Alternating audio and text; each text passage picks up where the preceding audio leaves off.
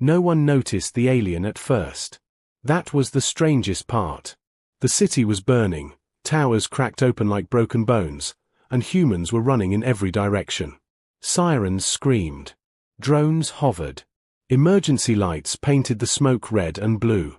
In the middle of all that chaos, one broken body lay half buried under ash and metal, ignored by everyone who passed. Except one human. Orin Vale was not a soldier. He was not a hero.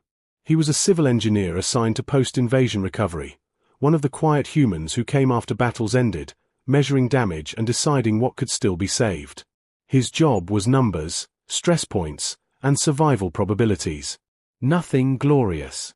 Nothing heroic. That night, his scanner chirped once. Just once. Orin stopped walking. The others in his team kept moving, dragging equipment and shouting into comms. The evacuation window was closing, and no one had time for mistakes. Orin looked down at his handheld scanner again. The reading made no sense. A life sign. Weak. Fading. Not human. He frowned. That's impossible, he muttered. This sector had been cleared twice. Alien forces had retreated hours ago. Any survivors, human or otherwise, were already accounted for. That was what command said. Orin hesitated. Then he turned back. The alley was narrow, crushed by debris from 2 collapsed buildings. Ash drifted like grey snow. The smell of burned metal stung his lungs. He climbed carefully, boots slipping, heart hammering louder with every step. The signal grew stronger. He found her beneath a broken transport panel, half covered by concrete dust. Her armor was cracked, unfamiliar in design, dark metal etched with symbols Orin didn't recognize. One side of her body was pinned, blood, dark and shimmering, pooling beneath her. Alien. Alive.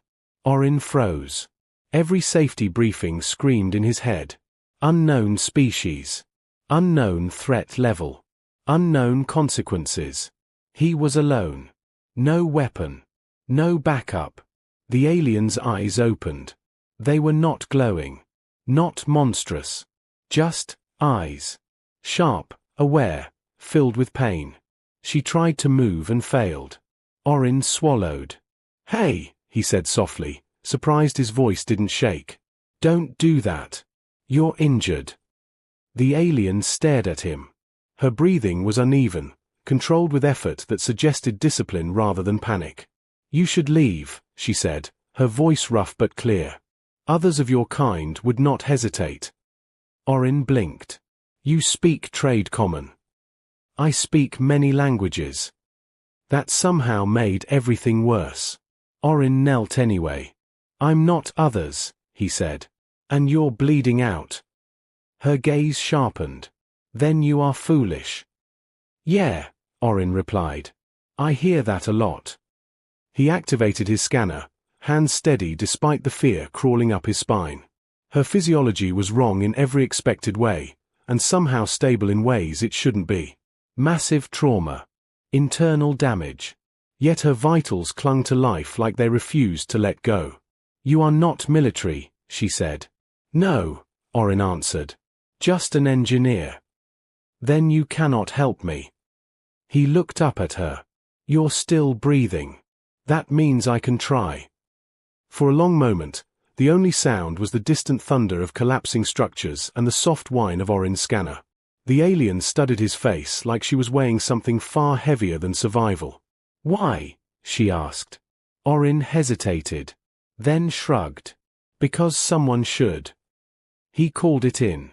Command's response came instantly, and angrily. "Negative," the voice snapped. "Do not engage. Alien presence in cleared zone is hostile by default. Evacuate immediately." "She's pinned," Orin said. "She'll die if I leave." "That is not your concern."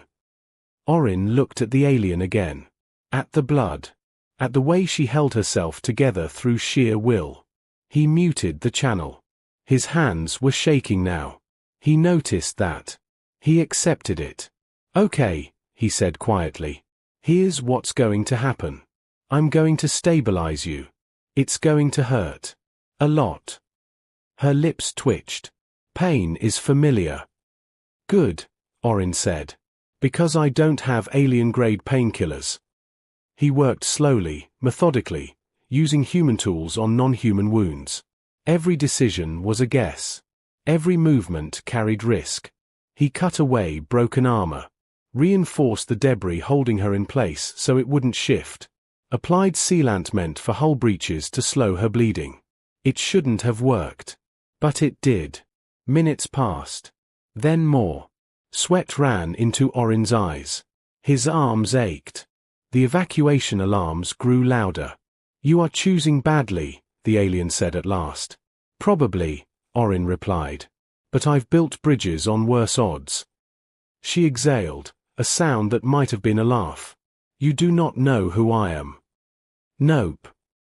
If you did, she continued, you would not be here.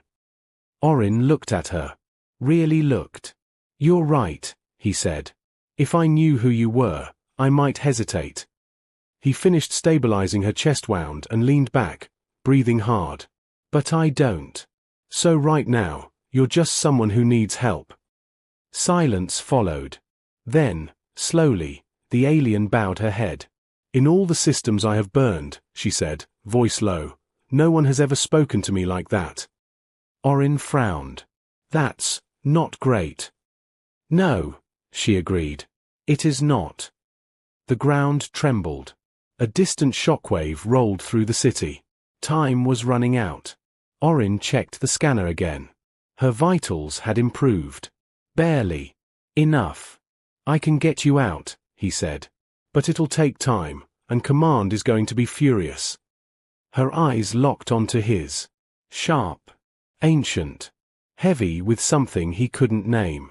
If you do this, she said, your life will change. Orin smiled tiredly. Funny. I was thinking the same thing about you. He reached for the cutting tool. And somewhere far above them, unseen and unaware, forces far greater than both of them began to shift. The first warning came too late. Orin felt it through his boots before he heard it, a deep vibration rolling through the ground, different from collapsing rubble or distant explosions. This was rhythmic. Controlled. Ships. Movement incoming, his scanner warned, flashing amber. The alien's eyes snapped upward. Not in fear. In recognition. They are searching, she said. Orin didn't ask who they were. He already knew the answer wouldn't help him sleep later. Can you move? He asked. Not yet. Then we're improvising. He activated his emergency beacon, not the standard one. The civilian engineering signal, low priority, designed to mark unstable structures. It wouldn't draw military attention, but it would confuse scans. At least for a little while. He braced debris around her again, reinforcing angles, redistributing load like he'd done 1,000 times before. This wasn't a bridge or a tower. This was a living being. Above them, searchlights swept the smoke. Voices echoed in alien tongues, sharp, disciplined, cold. They will not stop, she said. They never do. Orin tightened his jaw. Then neither do we. He slid beneath a fallen beam, wedging himself between metal and stone.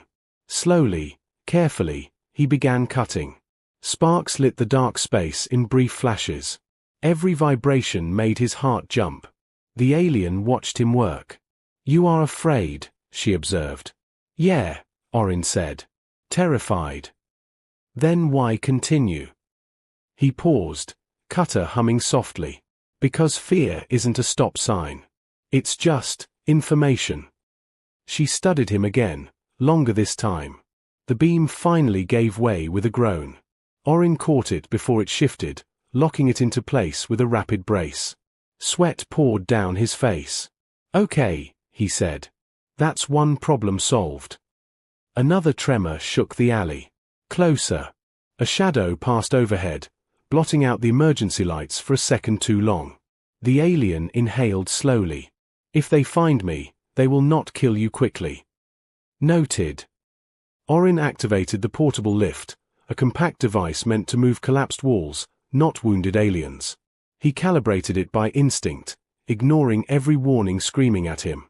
The lift whined, strained, and then, miraculously, raised the weight pinning her leg. She cried out. Orin froze. Sorry, talk to me. Stay with me. Her breathing steadied. Her eyes never left his. You treat pain like an enemy, she said.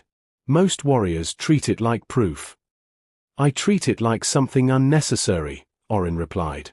Human habit. He wrapped her leg, stabilized the fracture as best he could, then hesitated.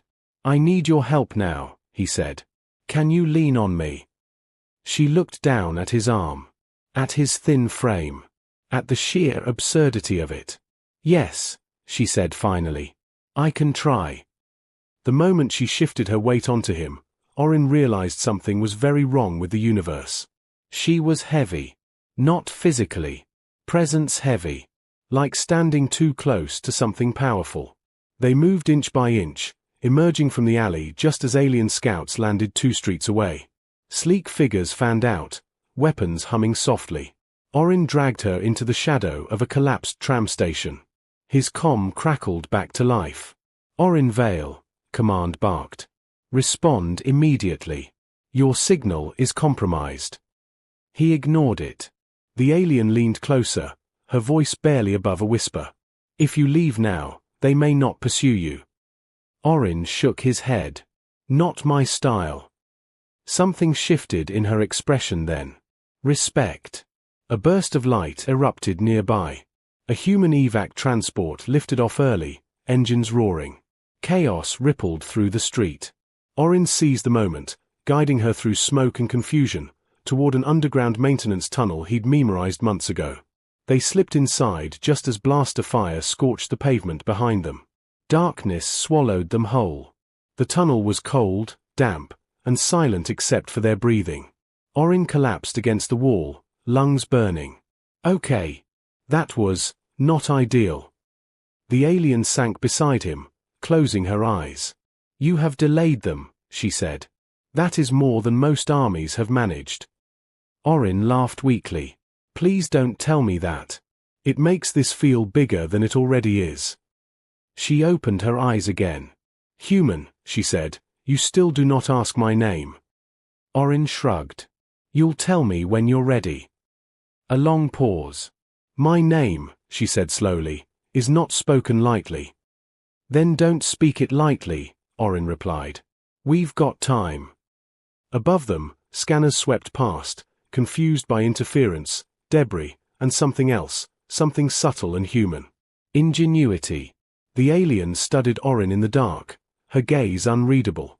In saving me, she said, you have already altered probability. Orin wiped his face. That sounds expensive. She almost smiled. Far above, command vessels changed formation. New orders were issued. Unknown variables were flagged. For the first time in a very long while, the galaxy hesitated. Because one human engineer had refused to walk away. The tunnel did not stay quiet for long. Water dripped from cracked pipes above them, echoing like distant footsteps. Emergency lights flickered weakly, casting long shadows that stretched and shrank as if breathing. Orin stayed still, listening, counting the seconds between patrol sweeps. The alien sat with her back against the wall, eyes half closed, breathing slow and controlled. Whatever pain she felt, she refused to show it. You should rest, Orin said softly. Your body needs it. My body obeys me, she replied. Not the other way around. Orin nodded. He had met soldiers like that before. Humans who treated their bodies as tools, something to be used until it broke. It never ended well. He checked her vitals again. They were stabilizing. Not healing. Not worsening. Holding steady against logic. That sealant shouldn't work on you, he muttered. It barely works on ships. It works because you believe it should, she said. Orin frowned. That's not how physics works. Physics, she answered calmly, is more flexible than humans think. A distant hum rolled through the tunnel walls. Scanning pulses. Stronger now. More focused. They are adapting, she said. They always do. Orin ran a hand through his hair. Great. That's comforting. He stood and paced the narrow tunnel, mind racing. His training screamed that this situation was impossible. He was an engineer, not a tactician. One wounded alien against a hunting force that had crushed cities. Yet she was calm. Too calm. You said saving you would change my life, Orin said. That wasn't a metaphor, was it? No, she replied. It was a warning. Orin stopped pacing. Then start talking. I'm already in trouble far beyond my job description. She studied him for a long moment, as if measuring his words against his actions. Very well, she said. I will tell you enough. She shifted slightly, wincing despite herself. Orin knelt instinctively, adjusting the support beneath her shoulder. I am known among my people as Cari's Nail, she said. Among your allies and enemies, I am called something else. Orin waited. The breaker of lines, she continued. The end of sieges. The hand that turns wars. Orin's stomach dropped. That's dramatic, he said weakly. It is accurate. The hum outside grew louder. Orin exhaled slowly. So I helped a legendary alien commander. That explains the bad luck. She tilted her head. You helped a wounded person. He met her gaze. Same thing to me. For the first time, something in her composure cracked. Just slightly. Surprise. Maybe confusion. You are either very brave, she said, or very foolish. Still leaning toward foolish, Orin replied. But I'm consistent. A sharp pulse rattled the tunnel lights. Dust drifted down.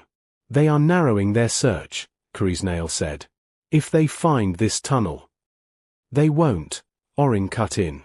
She looked at him. I rerouted the structural stress signals, he explained quickly. Made it look like this section is about to collapse. Even advanced scanners avoid unstable zones. Nobody wants a tunnel falling on them. She considered this. You lie to machines. All the time, Orin said. It's a human specialty. For a moment, silence returned. Then footsteps echoed above, paused, and moved on. Orin let out a breath he didn't realize he'd been holding. You could have left, Cari's Nail said quietly. Even now, you could run. He shrugged. I don't like unfinished work. She watched him as if he were a puzzle that refused to solve itself. In my experience, she said, kindness is always conditional. Then you've met the wrong humans, Orin replied. Her eyes narrowed slightly. Your species wages war with terrifying creativity. You build weapons that defy prediction. You adapt faster than any civilization I have faced. And yet, Orin said, we still stop to help strangers. That contradiction, she said slowly, is why the galaxy fears you. The words settled between them, heavy and real. A new sound reached them then. Not scanners. Human voices. Orin's head snapped up. That's my team. Cari's Nail's posture stiffened. If they see me. They won't, Orin said. Not like this. He activated his Taurin. If that's you, stop moving. 2 meters back. Trust me. A pause. Then Taurin's voice crackled through. Vale? What in the stars are you doing down here? Command is losing their minds. I found a survivor, Orin said. Badly injured. Silence. Human. Taurin asked carefully. Orin glanced at Cari's Nail. Does it matter? Another pause. Longer this time. Taurin exhaled. No. It doesn't. We're sending a med drone. Cari's Nail looked at Orin sharply. You risk much for this. He met her gaze. So do you, letting me. The med drone arrived quietly, unfolding tools with soft mechanical clicks. Orin guided it, translating where he could, adapting where he couldn't. The drone hesitated over her physiology, confused, then adjusted under Orin's overrides. Human machines obey you, she observed. They complain, Orin said. But they obey. Outside, the alien patrols withdrew. Orders changed. Search patterns shifted outward. The hunt was failing. As the drone finished its work, Kreisnail's breathing eased. Strength returned slowly, like a tide pulling back in. "You have given me time," she said. "Time is the most dangerous weapon." Orin smiled tiredly. "Glad to be useful." She reached out and grasped his wrist. Her grip was firm, steady. "When this ends," she said, "others will come. They will ask why I survived. Why I withdrew." Orin swallowed. "What will you tell them?" "That a human reminded me what strength truly is." Above them, the city groaned as it settled. The battle was not over. The war was far from done. But something fundamental had shifted. Not because of fleets or firepower. Because one human refused to walk away. The city did not sleep. It never truly did after the invasion. Even as patrols withdrew and emergency lights dimmed, the air carried tension like a held breath. Orin walked beside Kreisnail through the maintenance corridors, every step measured, every turn calculated. The med drone hovered silently, its work done for now, its systems humming in low standby. Kreisnail was stronger. Not healed, but present in her body again. Balanced. Focused. That scared Orin more than her injuries had. They reached a junction where human responders waited. Turin stood at the front, arms crossed, eyes sharp. He took one look at Kreisnail's posture and understood something important without being told. "This isn't just a survivor," Turin said quietly. "No," Orin replied. "She's a problem." Kreisnail watched them with calm curiosity, like a general observing unfamiliar troops. Turin rubbed his jaw. "Command is ordering a full sweep. They think something slipped through." "They're right," Orin said. "But if they find her, this place becomes a battlefield again." Turin looked between them. Then he did something that surprised even himself. He turned his comm off. "You're asking me to disobey orders," he said. "I'm asking you to be human first," Orin answered. Silence stretched. Then Turin nodded. "All right. 5 minutes. That's all I can buy you." Kreisnail inclined her head slightly. "Your people are unusual." "We hear that a lot." Orin guided her toward a concealed transit shaft, one he'd helped design months earlier. Civilian infrastructure, overlooked by military planners. Built for maintenance, not war. "Humans hide things in plain sight," Kreisnail observed. "We live here," Orin said. "You learn where not to look." As the shaft doors closed, alarms flared somewhere distant. New ships entered orbit. Alien and human signatures tangled on scanners across the system. Kreisnail stiffened. "They have noticed my absence," she said. "And my survival." Orin leaned against the wall, exhaustion pulling at his bones. "Figures." She turned to him fully then, her presence filling the narrow space. "You must understand," she said. "What you have done is not small. I command fleets. I decide which worlds burn and which endure." Orin met her gaze without flinching. "And right now." "Right now," she said, "I am alive because of you." The shaft slowed, emerging into a forgotten underground hub, old, sealed, shielded from most scans. Orin keyed in manual overrides, lights flickering on one by one. "This place can hide you," he said. "For a while." "For a while," she agreed. They stood there, the weight of the galaxy pressing in from all sides. "You will be questioned," Kreisnail said. "Your leaders will demand answers. They will want leverage." Orin gave a tired smile. "They always do." She studied him carefully. "If they force you to betray me." "I won't," Orin said immediately. "That certainty," she said softly, "is dangerous." "Maybe," Orin replied. "But it's mine." Outside the hub, human command vessels shifted formation. Alien fleets adjusted in response. Diplomats began sending messages layered with threat and politeness.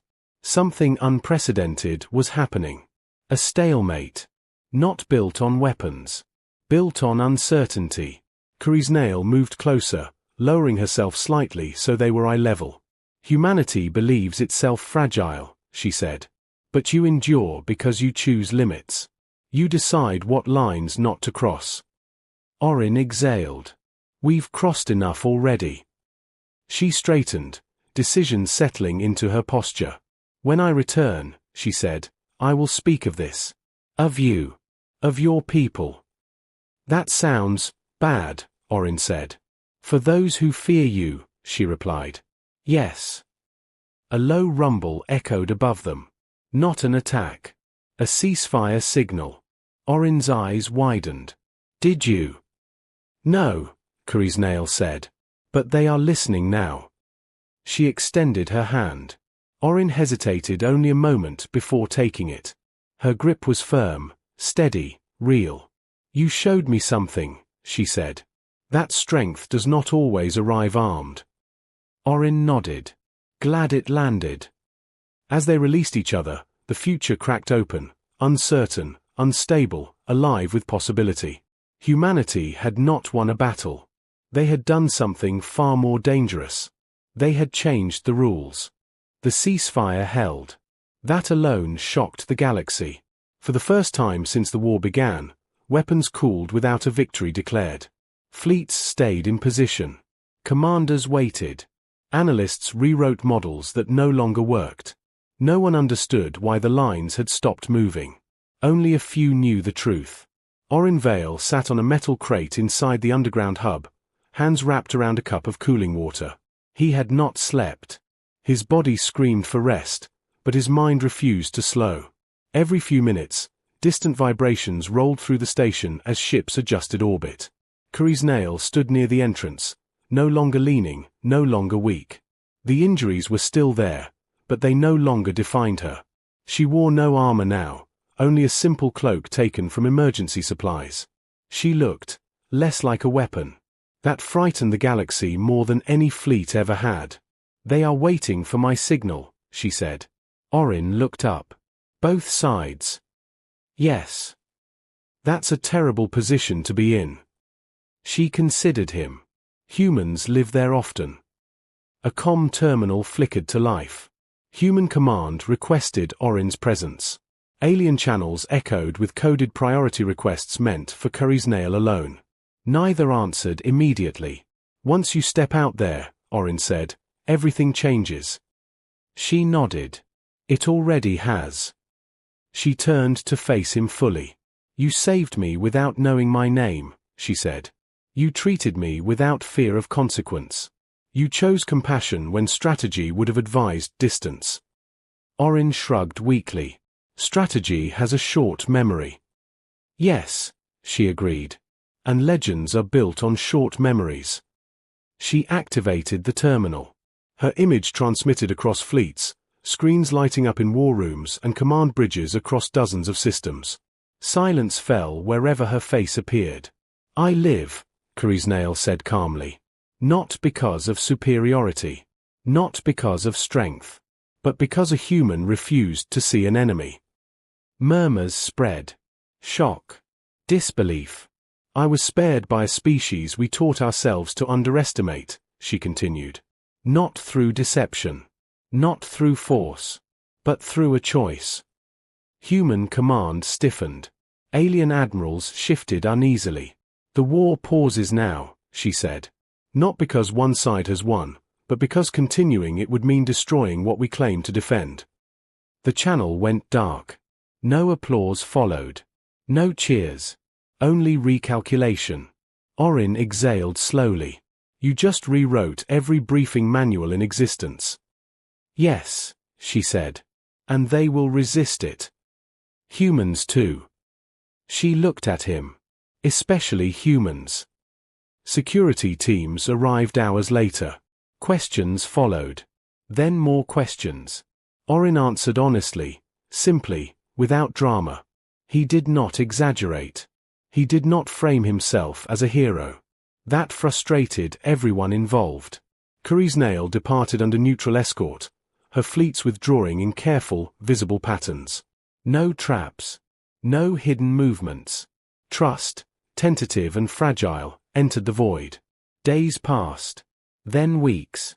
The war did not resume. Orin returned to work. Same job.